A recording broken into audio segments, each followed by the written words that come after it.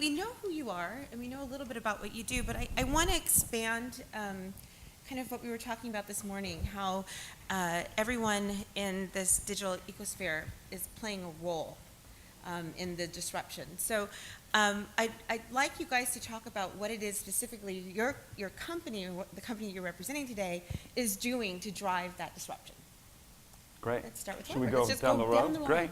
Really casual. So I'm with Twitter, and as I think hopefully most everyone's tweeting today, the fun thing about doing these things when you work at Twitter is you get instant feedback. So if I suck or I say something bad, I hear about it like that. So that is a great example of how disruptive everything is, how fast information travels.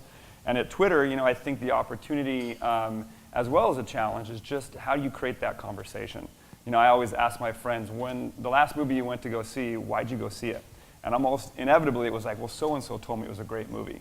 And that word of mouth is extremely powerful. How you harness that these days is probably the hardest thing you guys do, but also there's new avenues and new channels to do that, Twitter being one of those. So I think we're starting to, we don't necessarily think of it as a disruption as much as it's a complement to what everyone's already doing and being able to amplify that through conversation. We see a direct correlation between TV and the second screen being Twitter. So no matter what's happening on TV, there's a conversation that's also going on with Twitter or on Twitter at the same time. So being able to tap into that and join into that is much more of a complement than maybe a disruption. But it's a challenge and a huge opportunity. That's good. Okay. I'm SuzAnn Brantner. I run the digital department at William Morris Endeavor, which is an entertainment agency. So I don't know if ours is really disruption either. I think it's really the changing of the way content is distributed. It's everything is digitizing. The thing earlier about if it can be digital, it will be digital. So we are working with our clients, and we have several YouTube channels, and we're representing YouTube stars, and we're helping our clients when they want to self-distribute their films or their records. So the time has really changed where everything is going digital. So where we can really help on our digital group is we're servicing all the departments and helping with that, because it is happening across movies, books, film, records. Everything is changing. So all content is being disrupted by the digital space. Yeah, one of the things that back when I started, there was no digital at William Morris. People didn't really speak digital. So has that been an easy challenge to try and get the agency behind the idea that digital needs to be represented in the way that you do? Yes, and it's getting easier every day. I think even with YouTube coming in and talking about these 100 channels that they financed, people are, not even an agency, just across the business, are starting to realize, whoa, this digital space actually means something. I mean, I have a few friends who are going from the typical TV space into, they're working for Machinima, and they're working for Style Hall, and they're going into the digital space. And when you see that happening, you know that people are starting to take it seriously. So it's not just at the agency, it's across the board. I mean, if you would have said 2 years ago, in fact, 2 years ago, I wanted to represent a YouTube star, and I couldn't get anyone to pay attention. We now represent like 15 YouTube stars. So, it's definitely, or YouTubers as I call them, it's definitely changing. Hi, Michele. Hi. So tell us a little bit about what you're doing. Well, before I start, I have to do something for Robert, because I told him, he said he'd pay me $20 if I used the whiteboard here, because no one was using it. So I'm gonna get my $20. But I'll put on here that I love Twitter, just to kind of brown nose you a little. There you go. So now I get my $20. Thank you. That was weak, by the way. No, it wasn't. Don't ever dare me on anything. So thank you, I appreciate that. So pays for my parking. So Michele Edelman, I run marketing for the direct-to-consumer group at Warner Brothers. We're in the digital distribution group. So disruptor, it's interesting. I think of myself, I'm kind of a disruptor. We're the group that is selling directly to the customer. So if you look at the traditional studio model, we go through theaters, we go through networks, we go through Walmart. And direct-to-consumer is not something that every studio does. They have to balance and manage their growth with their distributors. And we're actually taking it to another level. But the level we're taking it to is unique in the sense that we're not necessarily competing. We're adding value to the studio overall. We are We run a portfolio of businesses. It's the WB Shop. It's the Warner Archive Collection, which are titles that have never been released on either DVD or television that no retailer can carry. So we're actually developing business models that support the studio, that are not competitive with our retailers, and overall just grow the pie. That's very cool, by the way. Yeah. I love that you say I'm kind of a disruptor. Like, I am. I love that you own that. Yeah. Got to Yeah. own it. Also, the to consumer part of it, we were looking for a new name for our group, so maybe we found it there. It was just part of my bio, and that's what they called out. They said, you're going to consumer, and they're absolutely right. That's exactly what we're doing. That's excellent. So, Robert, I want to go back to you because your product is really new for studios. Yep. So, and you've done some really cool campaigns. I'd like to know how studios can help bring you in to be a better partner. Yeah.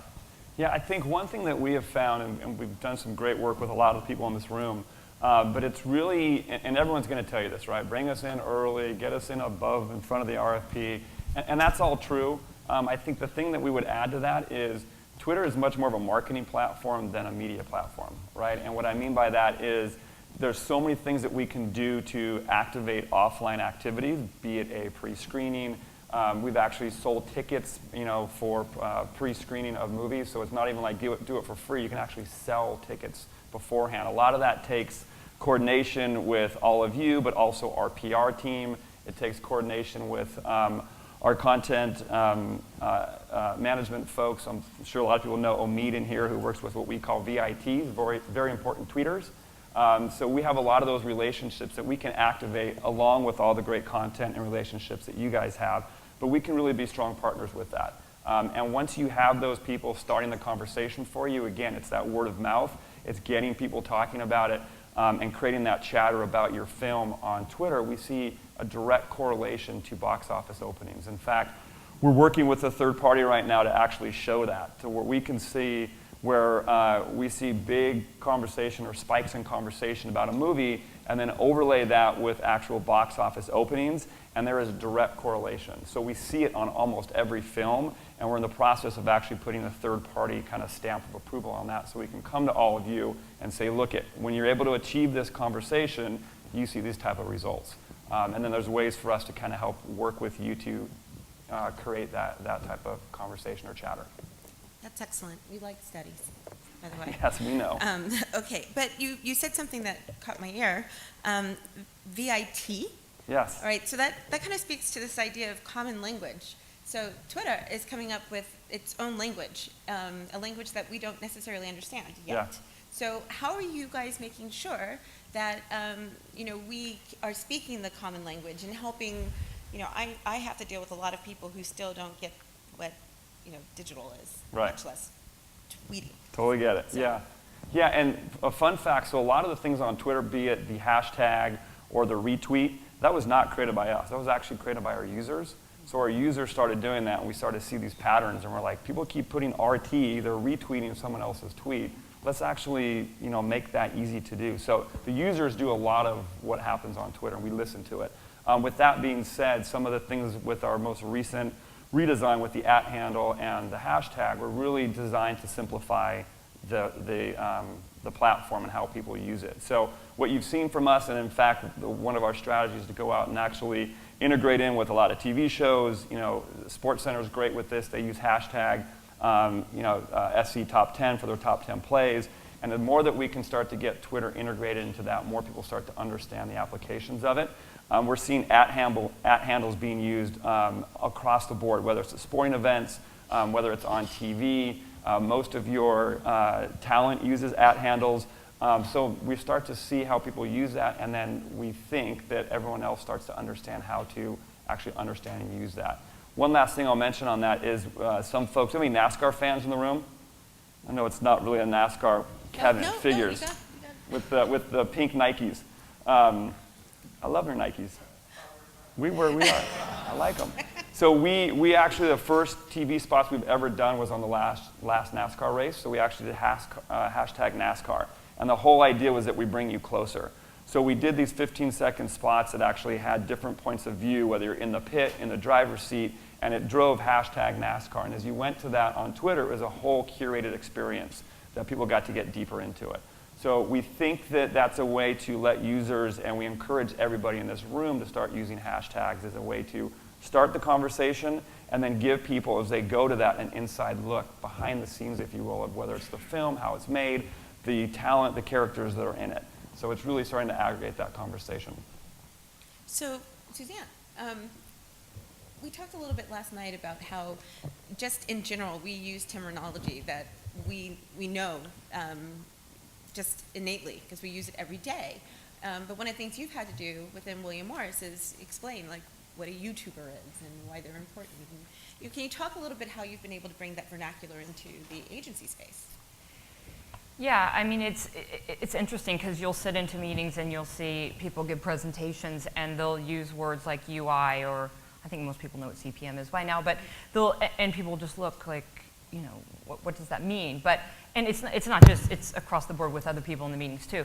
And I think that it's an education process, but I think that as people are starting to understand this more, and as places like Netflix and Amazon and everything is going more in the digital space, people are realizing that they need to understand this terminology. But we have a running joke, and actually someone asked if we could create sort of a key that we would send out that would say, this is what this means, this is what this means.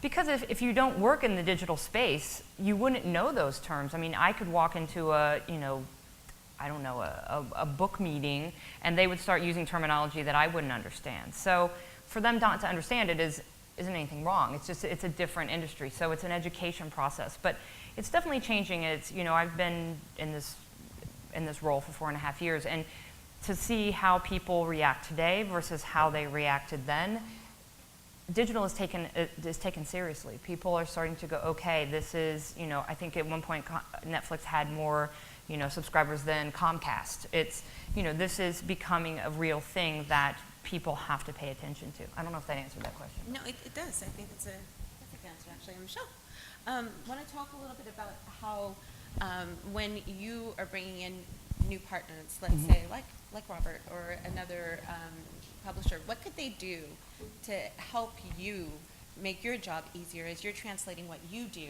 in the studio space? That's a great question. We are challenged with many things every day. The group that I'm running right now is actually developing models to kind of test ROI through social, and that's been kind of the big question out there. How do we generate ROI from social? And I've charged them with doing that and basically saying that we've got a platform.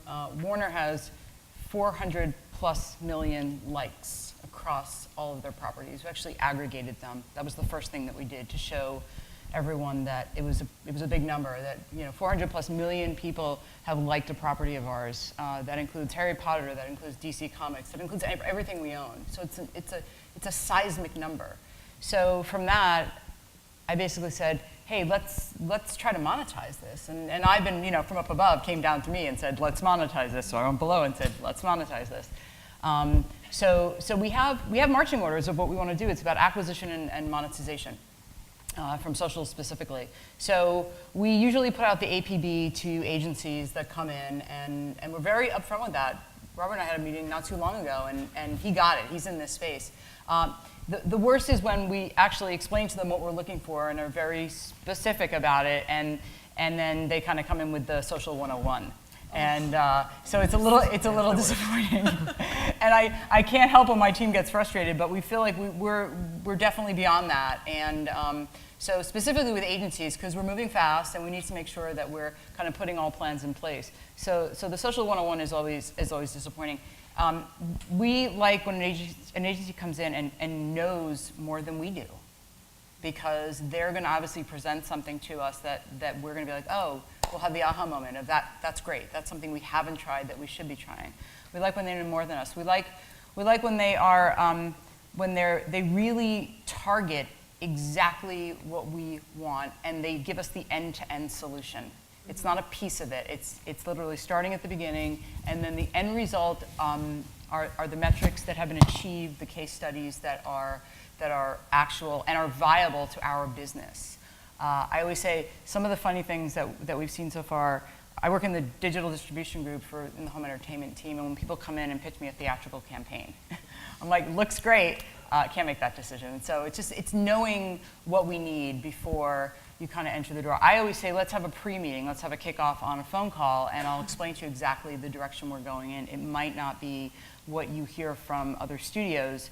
We're a small group within Warner Brothers, and we have very different directives and very different goals. So when you come in, please make sure that you're speaking to us in a language that makes sense. So. Absolutely great. I think that's a really good point, because there's nothing more frustrating, being on international, for somebody to come in and start talking about a domestic campaign to me. And I don't know. I'm sure you guys are the same way. All you have to do is go on LinkedIn, and you can pretty much see what it is that we do. And it's just that little bit of legwork that can happen that will make the difference between a meeting of, yeah, I want to explore working with you, and a meeting of, don't ever fucking call me again. So I'd never admit that I say that, but the best I is, do. Yeah, the best is when we walk out of a meeting, we're like, they get it.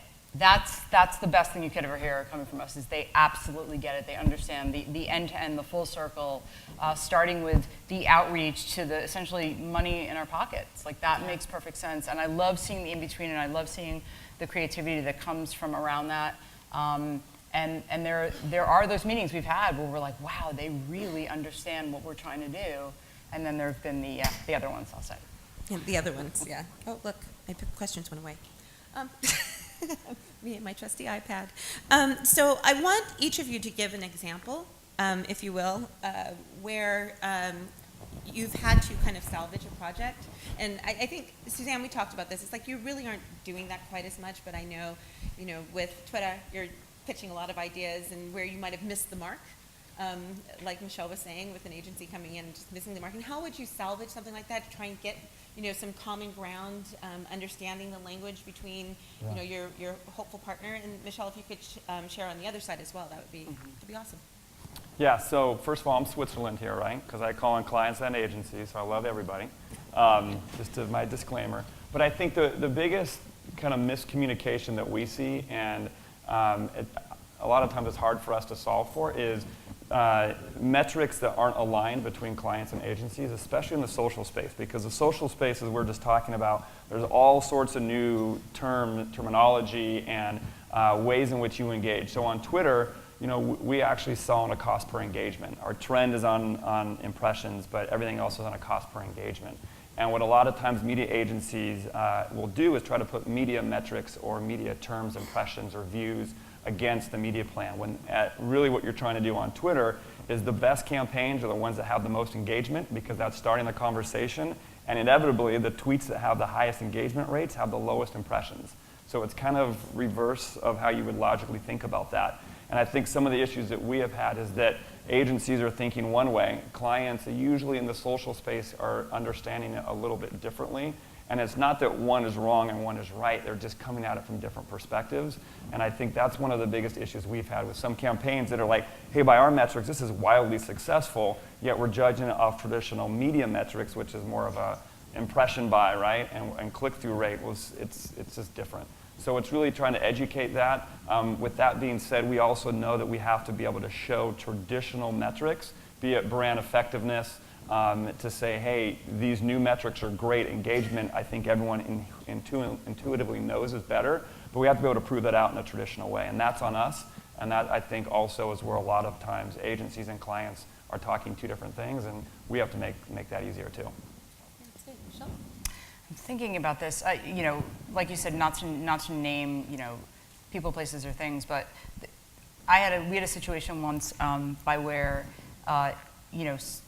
specific outcomes, as Robert mentioned, are wildly successful to the property, yet because it's so new to the internal teams and they don't understand it, they get really nervous and maybe a little kind of gun-shy to ever try it again. But yet the results are unbelievably successful, because that's what's happening. Consumers are kind of dictating what they want to see. They're moving through this path. I always say Twitter, it's like once it goes on Twitter, it goes, and just let it go, and don't try to stop it, specifically because we can maneuver it and we can work it, but we're only going up. We don't want to go backwards. So it's explaining to people that the non-traditional and the untraditional could be wildly successful and could be a make or break for you. And let it go. Just trust that it's going to go in the right direction. Because they say, promotion, publicity, it's promotion, publicity. You're getting some. So, so it's being able to explain that to the internal folks or agencies or people that may not understand, or are, you have clients to protect. My goodness, I can just imagine what you deal with when things kind of go out of control. Yes. How you deal with that. When you're told to pull it down, can you stop it? You No, we actually had, I won't name the client, but a situation where I had someone call and say, this is really bad, it's on YouTube, but it had already been on YouTube. I mean, at this point, it's up on YouTube, even if they were going to get it down. But how do you stop that? And people, or have worked with clients who are just getting into Twitter, and I had a specific client do this, they put something up and they were like, because they responded to someone and they didn't realize that it was going to be public, or they'd retweet it, and so they're like, and they're trying to take it down, and you're like, what are you supposed to do, and how do you handle this? And so you get some of that because of, to what you say, it's the old school versus, I say the old school versus the new school. You have to have a little bit of old school but understand the new school. And there's people trying to understand that, and so there's mistakes that happen along the way, and they freak out a little bit, but it all ends up fine. But once it's on the internet, it's on the internet. So I know, it's like you taking can't, piss you can't out of take a it pool. back. No, it's like taking piss out of a pool. It's like You just can't do it. Come in and they're just like, can you just make it stop? It's like, Yeah, no, not you really. can't. Then there's the repercussion of if you do take it down, and then it's almost like when you tried to. You're damned if you do. Yeah, you're damned if you do. If you put the Band-Aid on something before, it was like, okay, it's covered, and now you put the Band-Aid on something, and the consumers rip it off, and they're like, what are you doing? Why are you taking that down? And then there's the chatter on, did you know what so-and-so did? And it just keeps going in all these different directions. It's better just to leave it alone. Right, or the letter, Fox told me to take this down. Yes, okay, you know that. Right. So I want to open it up to questions because I only have 2.5 minutes left, and it's a great panel, and I'm sure you guys have some questions to ask.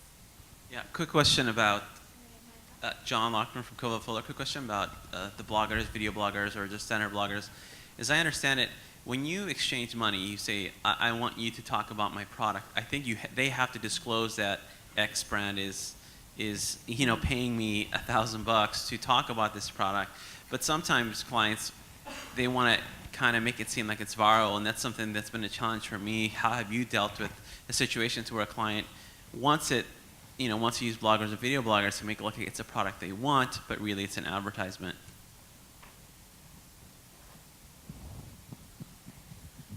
I don't ever really deal with that. I can tell you how we deal with it on Twitter. I mean, we push it back on you guys. Yeah. So, and in fact, it's a good point, and a lot of you do it in this room. But this notion of whitelisting. So, I'm old enough to have been in Web 1.0 when people forgot to get digital rights for different creative.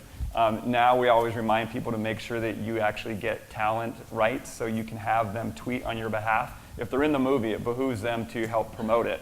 Get them to tweet about it, and then what you can do on Twitter is all we need is an email saying we have the rights to, use Brad Pitt, right? And then when he tweets, you can retweet it and then promote that retweet. And that's a great way to kind of amplify and get people who, and I think Doug gave a great example of, I don't forget the guy's name. I have little daughters too, and I should know that little kid's name. But as soon as he says, hey, I love this movie, all of a sudden she wants to go to it. So to activate that on Twitter is very easy to do. And just remember to get those rights when you're talking to your talent up front, just like we forgot to do back in Web 1.0. Yeah, I just to add to that, I have a philosophical issue with paying non-talent to tweet about a film because our product in of itself is entertainment. People want to be associated with entertainment. We have talent in our film that have big social followings. And so I've had agencies come to me and say, we want to have Ronaldo tweet for you for this film. And I'm like, if Ronaldo likes the film, he is more than welcome to tweet about it. But I'm not going to pay him $100,000 so that he can endorse the film. We don't need that. Now, if you are selling sneakers or if you're selling something else, then that's a different discussion to be had, but I'm sure there are other marketers that might feel differently, and if so, you should talk to him after. Okay. So, hi, Greg, Caesars. So this is in the interest of language. There's a lot of new terms and acronyms and stuff that you guys are using today that we weren't using years ago. A lot of us can relate to that. Just a quick snapshot. It's not often we get this kind of talent together, right, in a room. 5 years in the future, what are some acronyms or some new discussions you think we'll be having that we're not even having today?